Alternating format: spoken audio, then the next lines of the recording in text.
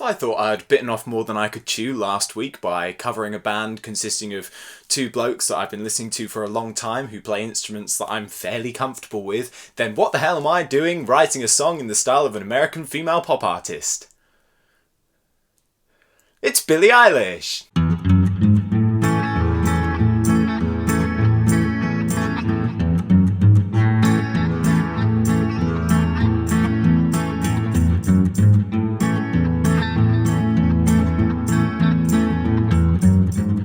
Hello there ladies and gents, my name's John AZOPARDI'S and welcome to One Man Bands. Each week I take a popular musical artist and write a song inspired by their style, so if you enjoy the song that I write today at the end of this video, then drop a like and comment to let me know which band you would like me to cover next, and then subscribe to see if I do. Today I'm immediately throwing myself into the deep end and writing a song in the style that I'm not even slightly comfortable with.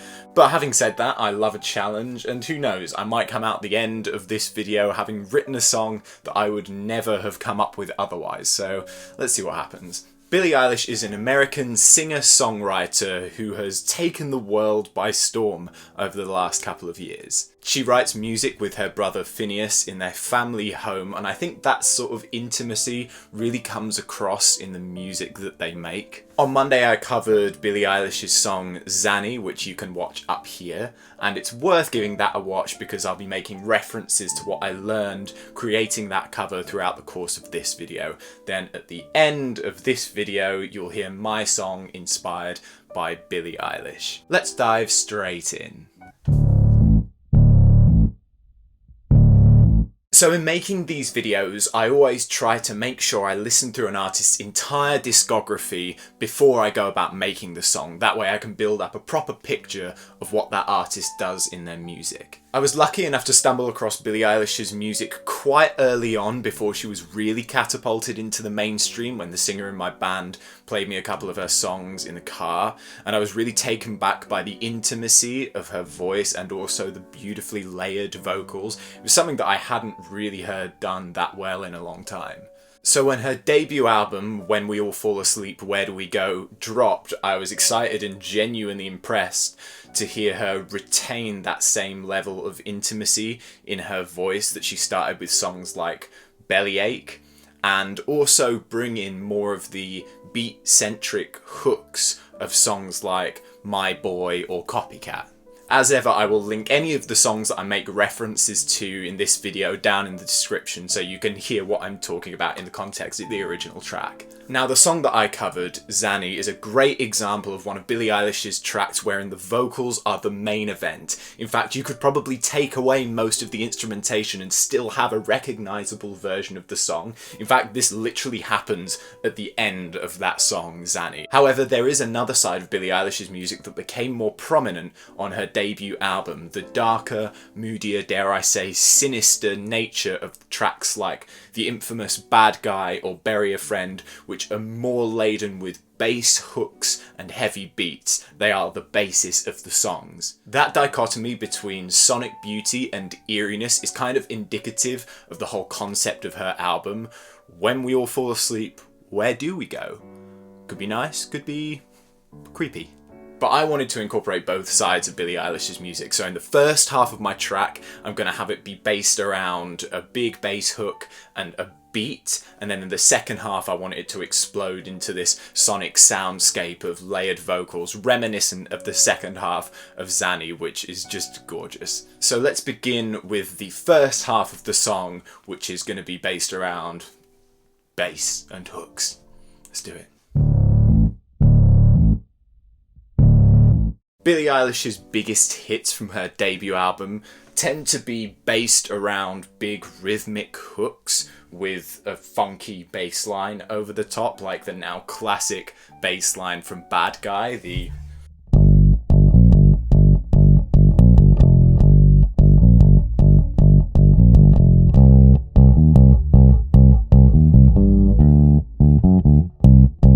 that one. These tunes have this amazing quality of sounding like they're being played in the room above you and the ceiling's about to cave in, kind of like you're missing out on the coolest party in the world. And in songs like Zanny and Bellyache, that theme of seclusion is definitely one that runs throughout Billie's songs, so I wonder whether this is an intentional decision, but maybe I'm just thinking about it too much. So I'm going to start off my track with a bass hook, like in Bad Guy. Something with just the right amount of groove and menace to be able to start the song with, and here is what I settled on.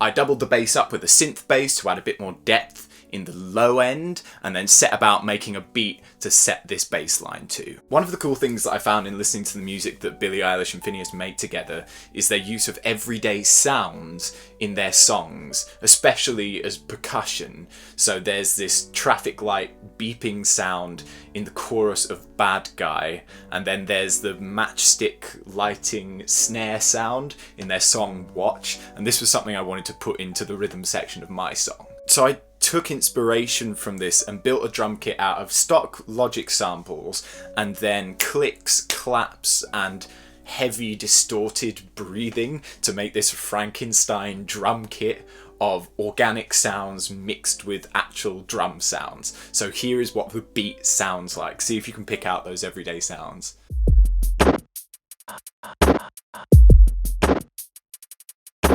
Then together with the bass, it sounds like this.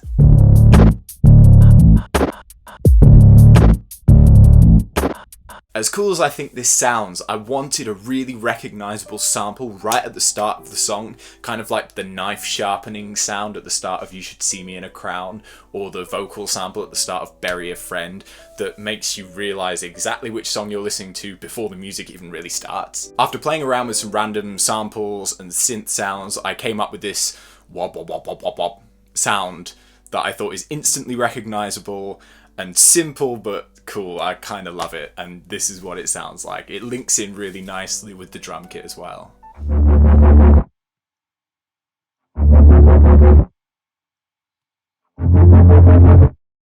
I also threw in some random sounds that I'd recorded along the way, like opening a drinks can and pouring out a drink for between the chorus and verses. It kind of fits with the theme of my lyrics, which I'll talk about later on, but I just chucked these in for a bit of fun. What up, guys? Got a Taurus cider here from Aldi, and I'm popping it for science for the Billie Eilish song. I gotta do it close to the mic though. Yeah. I doubt that's gonna go in the video, but we'll see. For the choruses, I carried on the wop wop wop wop wop sound for a bit longer and added some different chords underneath it, and then cranked up the electric drums a little bit, but tried to keep the whole beat tight and low key in order for it to ascend later on in the track. So here's what the chorus beat sounds like. So press your cold against my fingertips.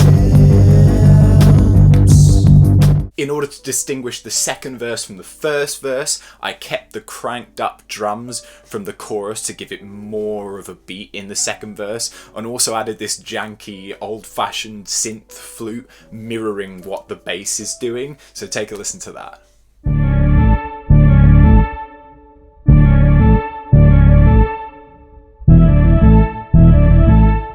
So that was the way the first part of the song was written, the bassy, beat-driven section of the song, before we ascend into the spacious and pretty section.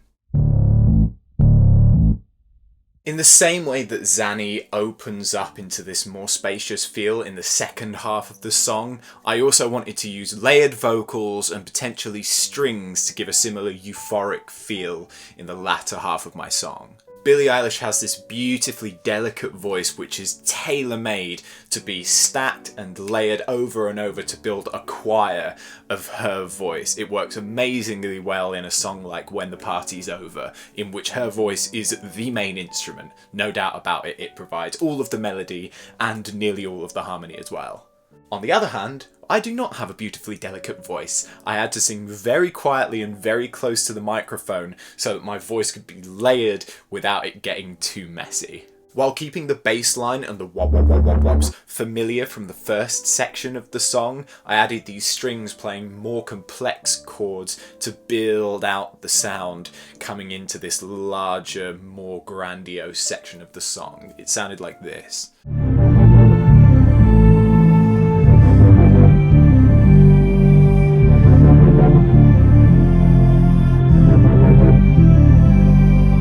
So I used the vocals and strings together, layering up the vocals to double the chords that the strings were doing, and then bringing in the chorus vocals with added harmonies to create this wall of warm, beautiful vocals and strings going towards the end of the track. And as the bass and the drums drop out, you're left with just the strings and the vocals, and I don't know, I just love the way it sounds. Take a listen. Press your cold against our fingertips. You'll get to hear all of that section at the end of the video, but for now, let's talk about the way Billie does record her vocals.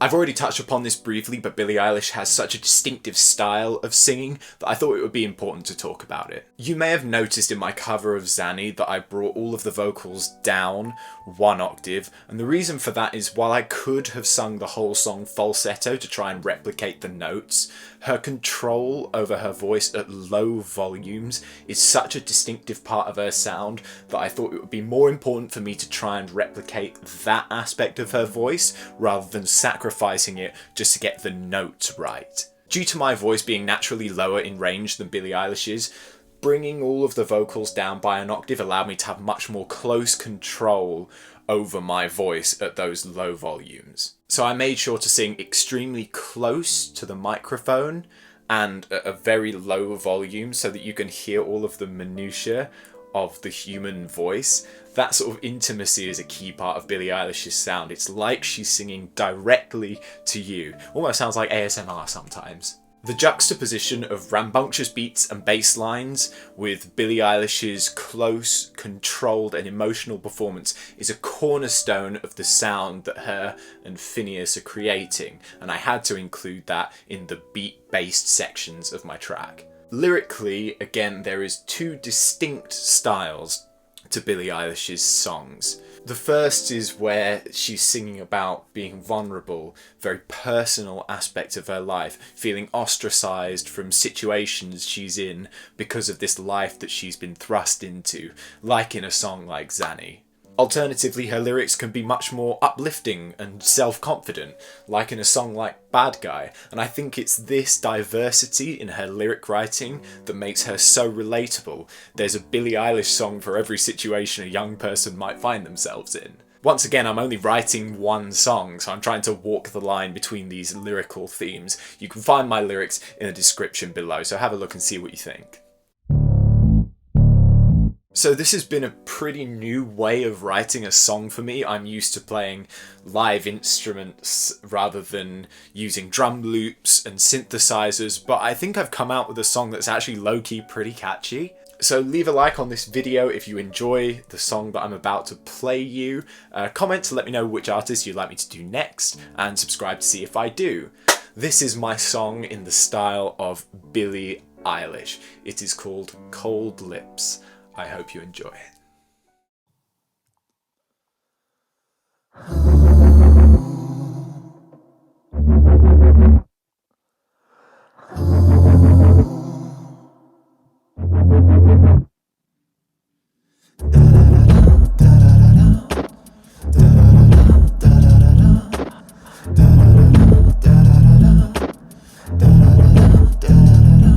So take much persuasion. You're not dressed for the occasion. Smoking in a back room. You're the fruit of the bad gloom. Flow down a trippy pathway and rise above your bad day. About how you're sky high. Did you forget that I'm the bad guy? So press your cold lips against my fingertips, 'cause I'll try, or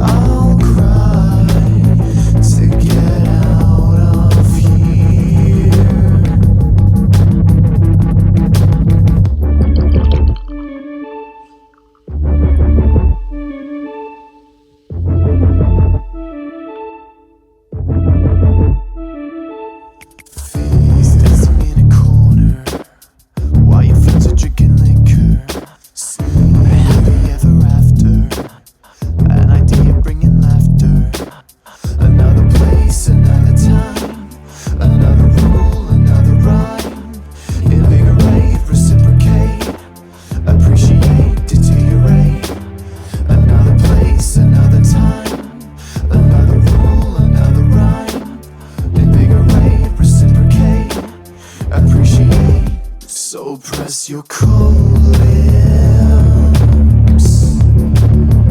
against my fingertips, 'cause I'll try or I'll cry getting out of here.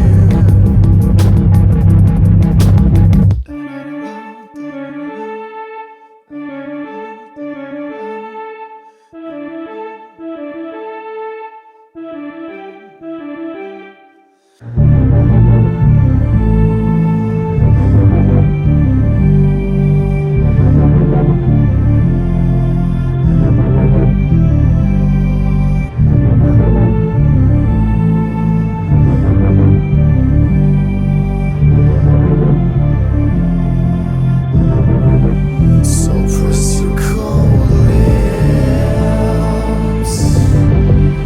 against my fingertips, 'cause I'll try or I'll cry to get out of here. So press your cold lips against my fingertips.